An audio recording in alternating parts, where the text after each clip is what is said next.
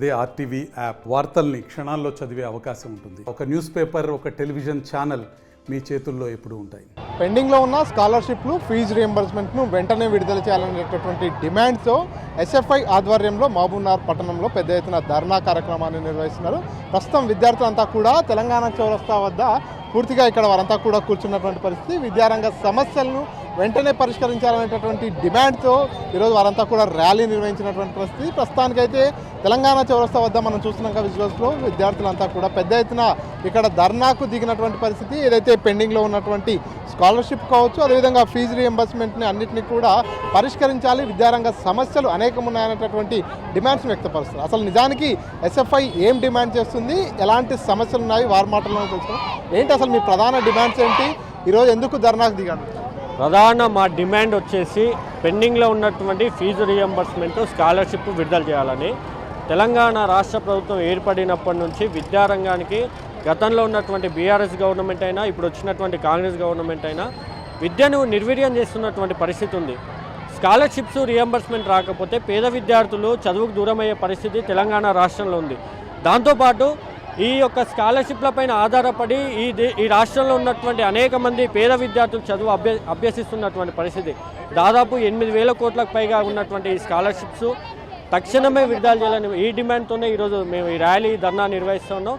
దాంతోపాటు ఖాళీగా ఉన్నటువంటి టీచర్ పోస్టులు, ఎంఈఓ పోస్టులు, లెక్చరర్ పోస్టులు, ప్రొఫెసర్ పోస్టులు భర్తీ చేయాలని కూడా డిమాండ్తోన ఈ ర్యాలీ నిర్వహిస్తున్నాం. మీరు చెప్పండి, అంటే గతం నుంచి కూడా మీరు విద్యారంగ సమస్యలు కావచ్చు, పెండింగ్లో ఉన్న స్కాలర్షిప్, ఫీజు రియంబర్స్మెంట్ మీద ఫైట్ చేస్తున్నారు. సో ఇప్పటి వరకు కూడా విడుదల కాలేదు. ఎంత అంటే ఒక్కో స్టూడెంట్ పైన ఎంత బకాయిలు పెండింగ్లో ఉన్నాయి? దాదాపుగా ఒక్క స్టూడెంట్ పైన డిగ్రీ విద్యార్థులకు సంబంధించింది దాదాపుగా 20 నుంచి 25,000 రూపాయలు బకాయిలు ఉన్నాయి.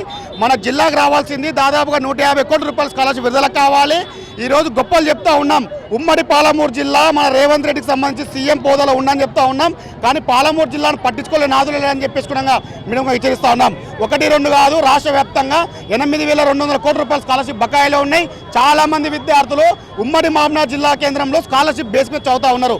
ఈరోజు స్కాలర్షిప్ అయిపోయిన తర్వాత, ఇంటర్మీడియట్ అయిపోయిన తర్వాత ఈరోజు డిగ్రీ కానీ బీటెక్ కానీ విద్యార్థి వెళ్ళాలి అంటే ఇంటర్మీడియట్ పూర్తయిన సర్టిఫికేట్ కావాలి. ఈరోజు సర్టిఫికేట్ల కోసం కళాశాలకు వెళ్తే మీకు స్కాలర్షిప్ రియంబర్స్మెంట్ రాలేదు, మీరు 50 నుండి 60,000 రూపాయలు కడితే తప్ప మీకు సర్టిఫికేట్ ఇవ్వబడదు అని చెప్పేసుకోవడంగా ఇబ్బంది పెడతా ఉన్నారు. విద్యార్థులు ఆ యొక్క పైసలు కట్టలేని పరిస్థితుల్లో విద్యా సగంత్రాన్ని బంద్ చేసి ఈరోజు పొలాలకు కంపెనీలకు వెళ్తూ ఉంది.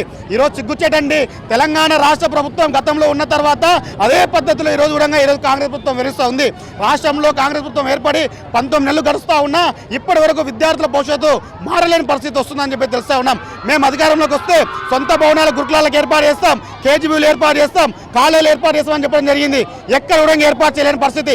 ఈరోజు మరీ దారుణం. రాష్ట్రంలో మందుకు అంటే మద్యానికి మంత్రి ఉండు కానీ విద్యకు మంత్రి లేని పరిస్థితి ఈరోజు ఎక్కడ చూడలేదు, మన రాష్ట్రంలో చూస్తూ ఉన్నాం. తక్షణమే విద్యాశాఖ మంత్రిని ఏర్పాటు చేయాలని చెప్పేసి మేము ఎస్ఎఫ్ఐ డిమాండ్ చేస్తూ ఉన్నాం. రాబోయే రోజుల్లో మీ డిమాండ్స్ అన్ని కూడా పరిష్కారం కాకపోతే ఎలాంటి కార్యాచరణ రూపం?